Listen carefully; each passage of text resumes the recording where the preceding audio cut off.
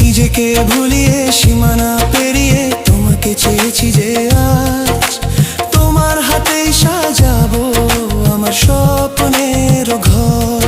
আমি তোমার প্রেমে পড়ে দুনিয়া ভুলে গেছি।